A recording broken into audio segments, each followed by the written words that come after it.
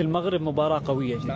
ما في قوي قدام النشامة، اللي بيلعب قدام النشامة بيلبسوا البيجامة. هاتوا لنا المغربية هاتوا لنا المغربية هاتوا لنا المغربية. دابا هذه هضرت حبا نتوما غتلبسونا بيجامه ولا ما نعرفش هاد الهضره اللي كتقولوا نتوما غتندموا على هاد الشيء. باقي ما بغيتوا تستافدوا من المنتخبات الاخرين اللي كانوا تيقولوا هاتوا المغرب ولا ما نعرفش داك التخربيق ديالهم. دابا نتوما زدتوا الغزال بحال قلتوا دابا نتوما لا حنا ماشي بحالهم، حنا الاردن، وحتى الا كنتي الاردن اجي غنوريوك الاردن وغنلبسوك ماشي البيجامه بلاتي. غتندموا على هاد الشيء اليوم الفينال. نتوما زايدين الغزال، كيبان لي كتفكروا بزاف احسن من المنتخبات الاخرين ياك. نتوما دابا الاعلام ديالكم تينبش، باغيين تعرفوا الخطه ديال المدرب ديال المنتخب المغربي.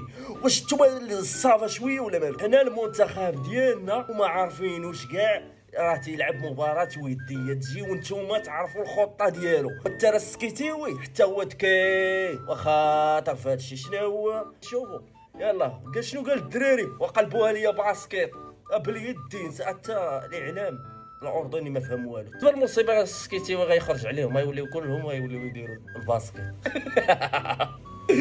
وقعد وان شاء الله مربوح المغرب بشي 3-0 وغتاخذوا شي طريحه عاوتاني وسيروا بكيو. ديك الساعه توليو تقولوا منتخب كبير وكذا.